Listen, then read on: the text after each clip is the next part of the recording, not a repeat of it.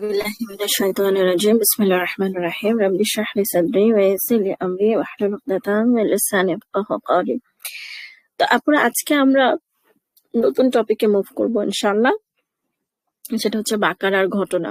হ্যাঁ, তো আপনারা সবাই জানেন যে বাকারা আর এই ঘটনা এটার আর এটা এটা দিয়ে আসলে সূরা বাকারার নামকরণটা হয়েছে। এবং এটা থেকে আমরা বুঝি যে যেরকম মনে হয় যে একটা সূরার নাম শুনে মনে হয় যে এই সূরাতে মনে হয় শুধু এইগুলা নিয়ে কথা বলা হয়েছে, তা না। আসলে এগুলো হচ্ছে আইডেন্টিফাইং সূরাজ। হ্যাঁ, তো কারণ বাকারার ঘটনাটা শুধু সূরা বাকারাতেই বলা হয়েছে। তো সেই জন্য হচ্ছে যে মানে এইভাবে নামকরণটা করা হয়েছে যে যেন সবাই বুঝতে পারে যে এটা হচ্ছে সেই সূরাটা। হ্যাঁ, তো এখন এই বাকারার ঘটনাটা কিন্তু এই 40 বছরের মধ্যে এক্স্যাক্টলি কখন ঘটেছে আমরা জানি না। হ্যাঁ, এতক্ষণ পর্যন্ত আমরা মোটামুটি একটা ক্রোনোলজি নিয়ে কথা বলেছি যে হ্যাঁ ওরা ওদেরকে নির্বাসন দেয়া হলো, তারপরে ওদেরকে খাবার দেয়া হলো, ওরা সেটা নিয়ে অকৃতজ্ঞতা করলো, তারপরে মুসা আলাহিস সালাম তাওরাত আনতে গেলেন, তারপরে এর মাঝের সময়ের মধ্যে ওরা বাছুর পূজা শুরু করে দিল, তারপরে আবার বনী ইসরায়েলের আল্লাহকে দেখতে চাওয়া, এই সবগুলোর মধ্যে মোটামুটি একটা ক্রোনোলজি ছিল। এখন এই বাকারার ঘটনাটা এক্স্যাক্টলি কবে ঘটেছিল এটা আমরা জানি না, বাট এটা 40 বছরের সময়ের মধ্যেই ঘটেছিল। এখন এখানে মানে এটার পটভূমিটা কি ছিল বা ব্যাকগ্রাউন্ডটা কি ছিল? ব্যাকগ্রাউন্ডটা হচ্ছে যে ওদের মধ্যে একটা মানে হলো, একটা হত্যাকাণ্ড হলো, এবং সেই হত্যাকারী কে সেটা নিয়ে মানে এমন ডিসপুট বা মতভেদ চলতেছিল যে জিনিসটা হচ্ছে যে মানে জিনিসটা হচ্ছে যে মানে একদম গৃহযুদ্ধ লেগে যাবে ওদের মধ্যে, এরকম একটা অবস্থা। যে তো তখন ওরা মুসা আলাহিস সাল্লামের কাছে আসলো এবং এসে ওরা করলো যে এসে ওরা মানে জানতে চাইলো যে তুমি আমাদেরকে হেল্প করো যে কে আসলে আসল হত্যাকারী। আবার আপুর আপনাদেরকে একটা জিনিস মনে করাই দিচ্ছি যে আল্লাহ সুবহানাহু ওয়া তাআলা এখানে ব্যাকগ্রাউন্ড ইনফরমেশন ডিটেলস বলেন নাই। মানে কারণ মানে কে ছিল আপনাদের অনেক ইভেন মানে অনেক মানে প্রসিদ্ধ তাফসীর গ্রন্থ আপনারা দেখবেন যে ব্যাকগ্রাউন্ড ইভেন্টটা নিয়ে অনেক বিস্তারিত বর্ণনা, যে কে কার আত্মীয় ছিল, কি ছিল, এক ঢিলে 3 পাখি মারতে চাইছিল, এই ধরনের কথা, এই ধরনের কিছু একটা দুটো লাইন আমি আমার বইতে উল্লেখ করেছি। কিন্তু এগুলো হচ্ছে আমাদের জন্য আননেসেসারি ইনফরমেশন। আমাদের জন্য নেসেসারি ইনফরমেশন কোনটা বা তাদাব্বুর কোনটা, আসলে কোরআন নিয়ে চিন্তা ভাবনা কোনটা আসলে, সেটা আমাদেরকে বুঝতে হবে। এবং সেটা বুঝতে হবে যে এটার জন্য, এবং এটা ভেরি ইম্পর্টেন্ট যে আমরা নেসেসারি ইনফরমেশন এবং আননেসেসারি ইনফরমেশন আমরা আলাদা করতে পারছি। আসেন যে what ever the reason is, আসেন আমরা এটাকে একটা ঘটনা হিসেবে পর্যালোচনা করি।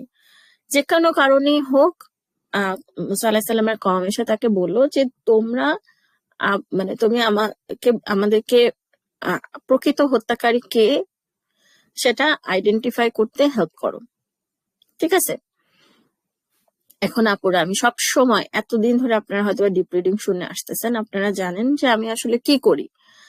আমি সব সময় মানে মানে আমি হচ্ছে সব সময় মানে আসেন আমরা ঘটনাটাকে অনুভব করার চেষ্টা করি, অথবা আমরা সেই ঘটনাটার ব্যাকগ্রাউন্ড বলেন বা মানে ঘটনা মানে করার চেষ্টা করি আর কি। হ্যাঁ, যে জিনিসটা ফিল করার। তো এখন আপনারা দেখেন যে মানে মুসা আলাইহিস সালাম যে আল্লাহর নবী, এই ব্যাপারে কিন্তু কোনো সন্দেহ নাই। এবং ওরাই আসছে মুসা আলাহিস সালামের কাছে যে তোমরা মানে মানে ওদের উদ্দেশ্য তো এটাই যে মুসা আলাহিস সালাম যেহেতু আল্লাহর নবী, যেহেতু ওনার গায়েবের একটা মানে হয়তো বা আল্লাহ চাইলে ওনাকে গায়েব জানাই দিতে পারেন, দ্যাট ইজ ওয়াই তারা তো আসছে মুসা আলাহিস সালামের কাছে, তাই না? তখন তখন হচ্ছে যে মুসা আলাহিস সালাম ওদেরকে বললো যে তোমরা একটু গরু জবাই করো। এখন ওরা তো বলছে যে কি তুমি কি আমাদের সাথে ফাইজলামো করতেছো, এটা ছিল তাদের রেসপন্স। তখন মুসা আলাইহিস সালাম অ্যানসার বলেন যে আমি মূর্খদের অন্তর্ভুক্ত হওয়া থেকে আশ্রয় চাচ্ছি আল্লাহর। তাহলে এখন আপনারা দেখেন যে আবার আমরা একটু বোঝার চেষ্টা করি আপুরা, এখানে জিনিসটা দেখেন যে মুসা আলাইহিস সালাম আল্লাহর নবী হয়ে ওদেরকে একটা নির্দেশ দিলেন। তখন ওদের কাছে মানে ওরা মানে ওদের কাছে তুমি আমাদের সাথে ফাইজলাম, are you joking with us? হ্যাঁ, মানে এটা আমরা কখন বলি যে no it can't be true, right? You are joking with us. মানে এরকম দেখবেন যে আজকাল ওয়েস্টার্ন ইতে পোলাপান অনেক সময় বলে you must be joking with us. মানে হচ্ছে যে যখন একটা কথা আপনার কাছে পুরোপুরি অবাস্তব মনে হয় অথবা কোনো মানে অ্যাবসার্ড কিছু মনে হয়, তখন আপনি বলেন you must be joking with us. এখন একটা জিনিস হচ্ছে যে আমাদেরকে বুঝতে হবে যে কেন ওদের কাছে এটা মনে হলো যে এটা একটা জেনুইন আদেশ হতে পারে না মুসা আলাহিস সালামের কাছ থেকে, এটা বা আল্লাহর এটা কোনো আদেশ হতে পারে না। হ্যাঁ, দুইটা রিজন হতে পারে। একটা হচ্ছে, আমরা একটু কেয়ারফুলি চিন্তা করি আপুরা, একটা হচ্ছে ওদের মানে ওদেরকে যে কাজটা করতে বলা হলো সেটা ওদের কাছে খুবই অপছন্দনীয় একটা কাজ ছিল। আই রিপিট, ওদের কাছে খুব অপছন্দনীয় একটা কাজ ছিল। আরেকটা সম্ভাবনা যেটা হতে পারে সেটা হচ্ছে যে ওরা বুঝতে পারতেছিল না, মানে ওদের কাছে খুবই অবাস্তব মনে হয়েছে যে ওদের কাছে খুব অবাস্তব মনে হয়েছে যে একজন হত্যাকারী কে এটা খুঁজে পাওয়ার সাথে একটা গরু জবাই করার কি সম্পর্ক। এবং এখানে একটা জিনিস বোঝাটা খুব ইম্পর্টেন্ট, সেটা হচ্ছে যে ওরা করতে চাচ্ছিল না, কাজটা করতে চাচ্ছিল না।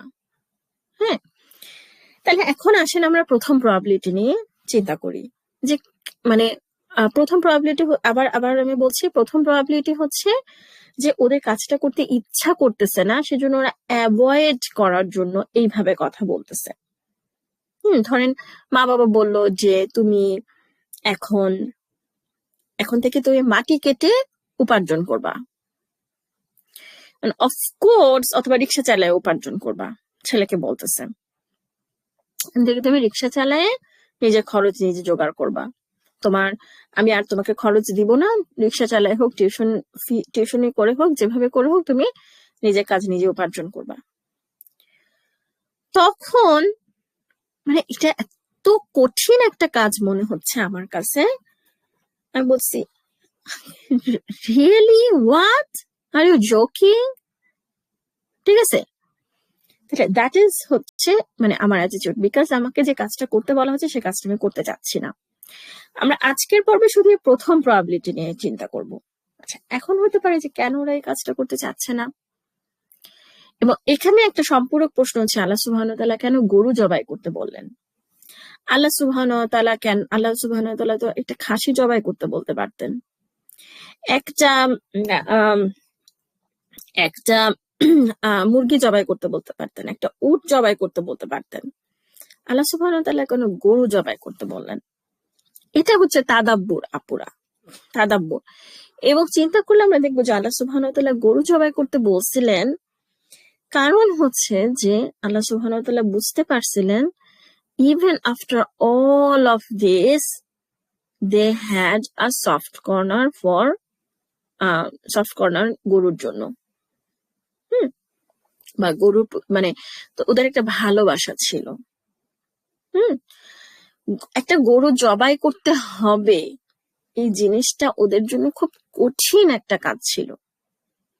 এবং আপনারা যদি দেখেন যে ইন্ডিয়াতে দেখবেন যে মুসলিমদেরকে কেন গরু জবাই করতে দেওয়া হয় না, মানে ইটস লাইক রাইট, হিন্দুরা যদি গরু জবাই করতে দাও না তুমি হিন্দুদেরকে, দ্যাট মেক সেন্স যে আচ্ছা ঠিক আছে, এটা আমাদের ধর্মের অংশ, কেন তোমরা করতেছো, মানে আপনি ধর্মীয় একটা রিচুয়াল আপনি সেটাকে রাষ্ট্রীয়ভাবে প্রতিষ্ঠা করলেন যে কোনো হিন্দুর এখন এই এই ব্যক্তি স্বাধীনতা থাকবে না যে ও চাইলে গরুর মাংস খেতে পারবে না, একজন হিন্দু কখনো গরু জবাই করতে পারবে না।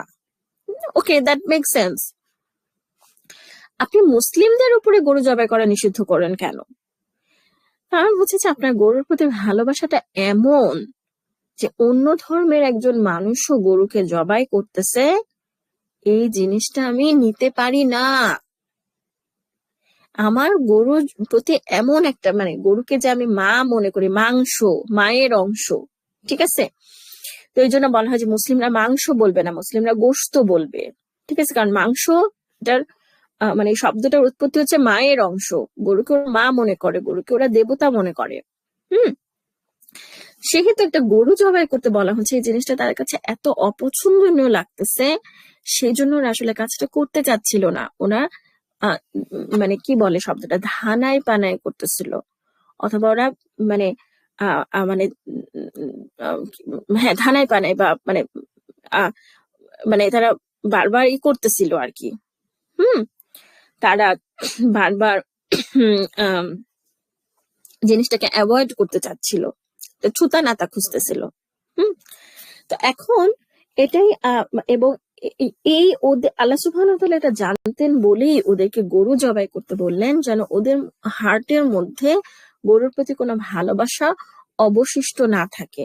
এবং আপনাদের কাছে মনে হবে যে আমি এই জিনিসটা বানাচ্ছি কিনা, অথবা কেন গরু জবাই করতে বলছিল, এই প্রশ্নটা রেলিভেন্ট কেন, এটা প্রাসঙ্গিক কেন, এটাকে কেন আমি তাদাব্বর বলছি?